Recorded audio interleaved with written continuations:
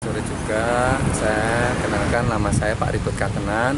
Saya selaku juru kunci makam Mujang, juga juru kunci makam istilahnya Punden Keramat Mujang. Terus tentang rumor bahwasanya di wisata Ketekan ini ada semacam pesugihan yang saat ini masyarakat sudah mengkonsumsi, itu benar adanya, itu bagaimana Pak? Jadi gini ya Pak ya, di sini itu desanya Mujang, bukan desa Ketekan ya.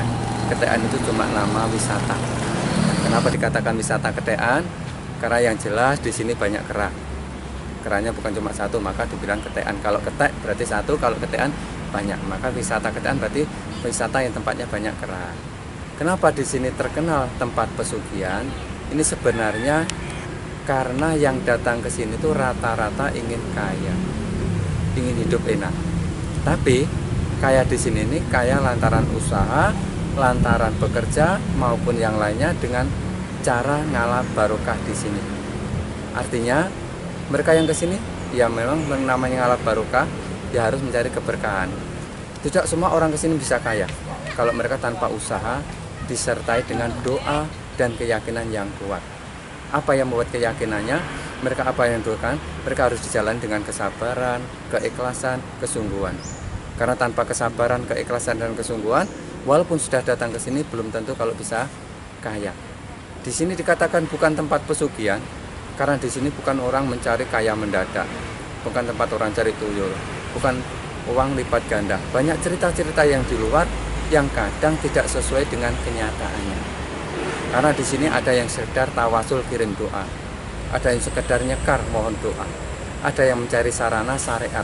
Tapi semua itu hakikatnya tetap Tuhan yang Maha Kuasa yang menentukan. Kalau di sini memang bisa dipastikan bisa kaya, kenapa tidak? Usah bingung-bingung. Jadi tukang becak pun bisa kaya. Di sini tidak seperti itu. Mereka ngalap barokah, kalau memang dapat berkah, pasti bisa ada kemudahan apapun usahanya, apapun pekerjaan. Terus kira-kira apa menurut jenengan ini termasuk ada dua versi pemahaman dari masyarakat gitu? Kalau menurut saya, pengertian pesugihan itu sebenarnya luas. Cuma orang yang mengartikan itu yang mereka belum tentu tahu. Kalau menurut hemat saya, orang datang ke luar negeri pun bisa diartikan mencari pesugihan. Sarana menjadi TKI. Kalau ketemu bila punya kemampuan. Apa kemampuannya? Bahasa, keterampilan. Itu pun belum tentu menjamin. Mereka harus mencari. Diri itu sebenarnya penjelasannya kayak apa Pak?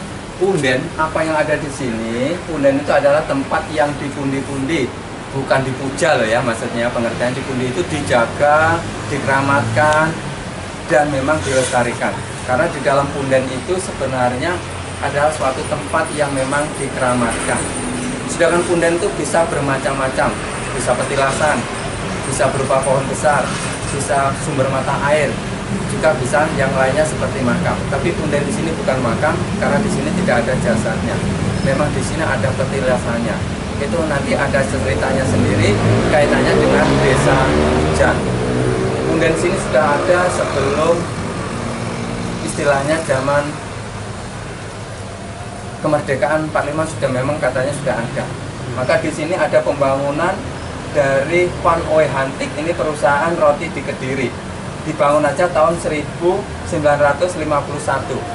Jadi sudah ada sebelum 65. Baru tahun 2014 sama. Kalau tadi Bapak tanya apakah kera ini kadang-kadang ada, kadang hilang. Karena tempatnya berpindah-pindah. Tadi yang lihat Bapak di lokasi sana tidak ada, sekarang di sini ada. Kalau ini kera goib, tidak bisa saya sentuh, tidak bisa saya pegang seperti ini. Nyatanya ini bisa saya pegang dan bisa saya sentuh. Jadi kera ini memang dilindungi goib, tapi ini bukan kera goib. Jadi kalau tidak ada bukan berarti hilang, kalau tidak ada berarti tempatnya memang berpindah-pindah.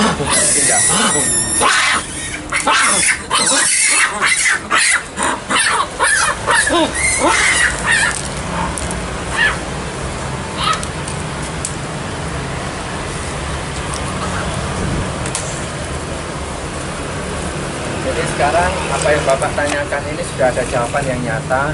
Kalau kera di sini ada, ini sebenarnya banyak. Ada yang masih di bawah jembatan sana, masih ada yang di pohon mauni, ada yang di sini. Kalau ngumpul, kalau 200 juga lebih.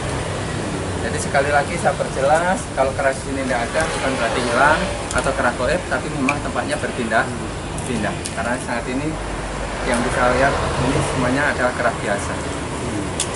Terus tentang wisata ketean itu terkait dengan apa itu pemerintahan desa itu apa aja Pak?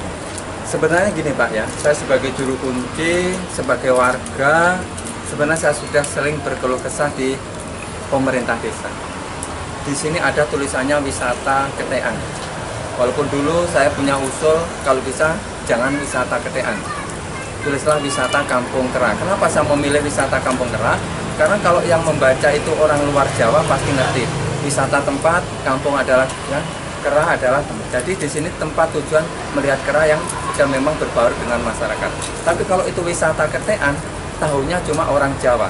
Kalau salah membaca untuk bukan orang Jawa, bukan ketean tapi kadang ketekan. Ketekan itu bisa atau ketean, bisa kelek. Nah, ini mana? Maka sebenarnya bukan masalah tulisannya, tapi yang harus dipertahankan masalah sarana dan prasarananya. Kenapa saya harus bilang seperti ini? Apa artinya ada tulisan wisata ketean kalau di dalamnya tidak ada sarana dan prasarana penunjangnya? Jadi kesannya ke sini cuma orang melihat kerah, melihat kuburan, tapi tidak ada edukasi yang lainnya. Yang lebih parah Pak, di tempat sana, waktu di sini sudah berbangunan warung-warung liar yang dipakai mabuk-mabukan, yang seakan-akan pemerintah desa tidak mau istilahnya bergerak dan seakan-akan berdiam diri. Padahal ini yang akan mencitrai, yang akan mengotori direhab. Tapi tidak boleh meminta sumbangan. Tapi kalau ada orang menyumbang tidak boleh ditolak.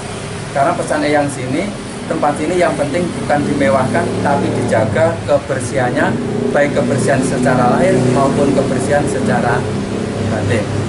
Terus ini yang siapa, terus korespondensinya dengan peradaban di daerah sini apa? Ini, setahu yang saya tahu, Eyang Setono Renggo ini adalah murid Eyang Sunan Kalijogo.